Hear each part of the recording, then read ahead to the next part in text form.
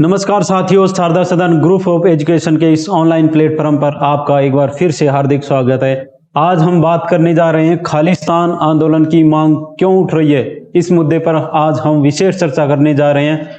अब हम आपको दिखाते हैं एक अखबार की न्यूज। पंजाब में खालिस्तान समर्थकों का हंगामा। पंजाब में खालिस्तान समर्थकों ने हंगामा क्यों किया, इस खबर के माध्यम से हम आपको बताएंगे। अमृतसर के अजनाला पुलिस स्टेशन पर हमला हो जाता है। अमृतपाल नामक एक युवक के द्वारा अपने समर्थकों के साथ उस पुलिस स्टेशन पर हमला कर दिया जाता है, क्योंकि अमृतपाल के ऊपर एक व्यक्ति द्वारा कमेंट कर दिए जाने के मामले में उसके दोस्त, अमृतपाल के दोस्त लवप्रीत द्वारा उस युवक का अपहरण कर लिया जाता है और उसकी पिटाई कर दी जाती है। इसलिए अजनाला पुलिस स्टेशन में लवप्रीत के खिलाफ एक एफआईआर दर्ज कर ली जाती है और इस एफआईआर के कारण ही उसको गिरफ्तार कर लिया जाता है।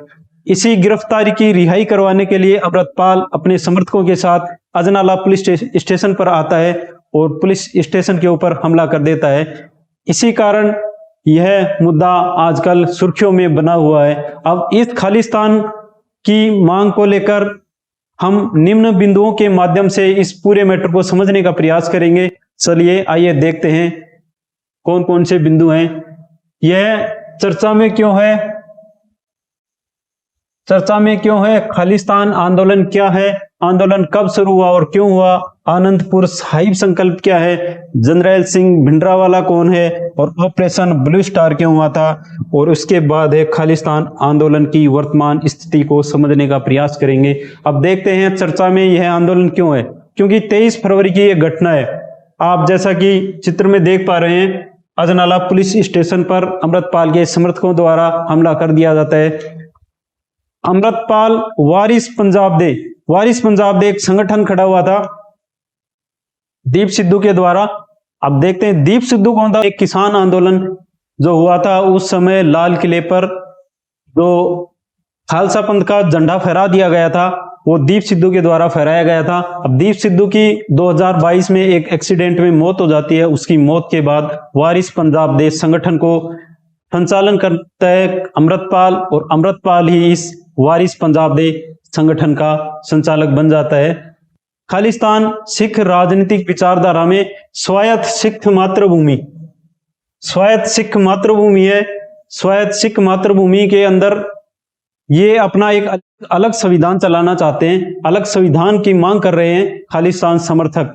अब 31 दिसंबर 1929 को एक लाहौर में कांग्रेस का अधिवेशन होता है। इस अधिवेशन में पंजाब राज्य की या पंजाब की अलग मांग उठती है। इस मांग का विरोध 3 लोगों ने किया था। इसमें मोहम्मद अली जिन्ना हैं जो मुस्लिम लीग के समर्थक थे, भीमराव अंबेडकर हैं जो दलित समाज से थे, और मास्टर तारा सिंह जो श्रोमणी अकाली दल से संबंधित थे। अब देखते हैं आंदोलन शुरू कब हुआ और क्यों हुआ। एक आंदोलन चला था पंजाबी सूबा आंदोलन। पंजाबी भाषी राज्य निर्माण के लिए एक पंजाबी सूबा आंदोलन चला था। फिर राज्य पुनर्गठन आयोग जो 22 दिसंबर 1953 को फजल अली की अध्यक्षता में एक राज्य पुनर्गठन आयोग बना था। उसमें भी पंजाब की मांग उठी थी, लेकिन 1955 में इस मांग को अस्वीकार कर लिया गया था। इस मांग को अस्वीकार 1955 में कर दिया गया था और फिर मांग उठी 1966 में। 1966 में जब मांग उठी तब इनकी मांग को स्वीकार कर लिया गया था। इनकी मांग को 1966 में स्वीकार कर लिया गया और हिंदी भाषा बहुल क्षेत्र के आधार पर 2 राज्य बना दिए गए थे। एक था हिमाचल और दूसरा था हरियाणा। और पंजाबी भाषा व सिख बहुल क्षेत्र के आधार पर एक राज्य बना था, वो था पंजाब। इस प्रकार पंजाब राज्य पंजाबी भाषा व सिख बहुल क्षेत्र के आधार पर बना दिया गया था। अब देखते हैं आनंदपुर साहिब संकल्प क्या है। आनंदपुर साहिब संकल्प के बारे में देखेंगे तो 1971 में लोकसभा चुनाव में अकाली दल कमजोर स्थिति में पड़ता जा रहा था और एक भिंडरावाले जो कि अपने समर्थकों के साथ एक उनकी आवाज बनकर उभरता चेहरा आ रहा था। उसके बाद 1973 में खालसा के जन्म स्थान पर, जो कि खालसा पंथ की स्थापना गुरु गोविंद सिंह ने की थी, उसी के स्थान पर आनंदपुर साहिब संकल्प लिया गया।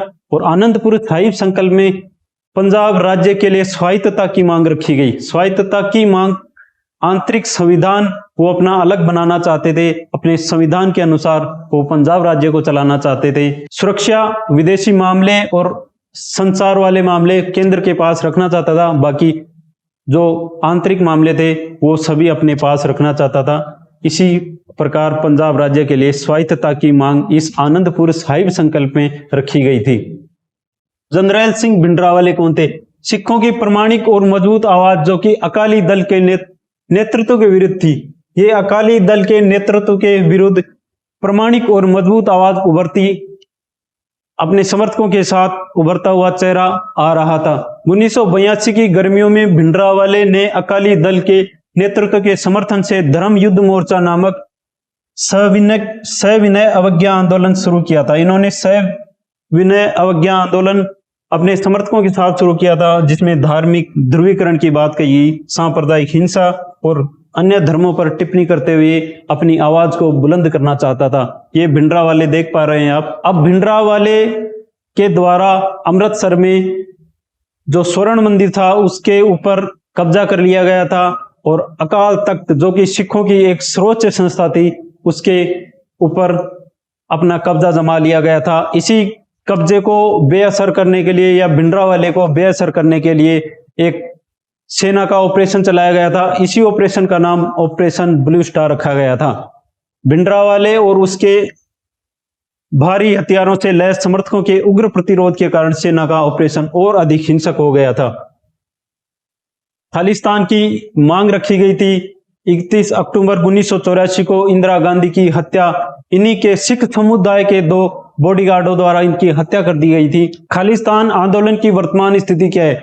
कुछ राजनीतिक संगठनों द्वारा अपना प्रभाव बनाए रखने के लिए खालिस्तान आंदोलन की मांग की जा रही है। 80 के दशक की पुरानी यादों को याद करते हुए उनके मन में गुस्सा है और ऑपरेशन ब्लू स्टार हुआ था उसका दर्द भी इनके मन में है। स्वर्ण मंदिर पे जो हमला हुआ था इसका दर्द भी इनके मन में है। सिखों का नरसंहार का गहरा असर आज भी इनके मन में है। इसी कारण ये खालिस्तान की पुरजोर मांग कर रहे हैं।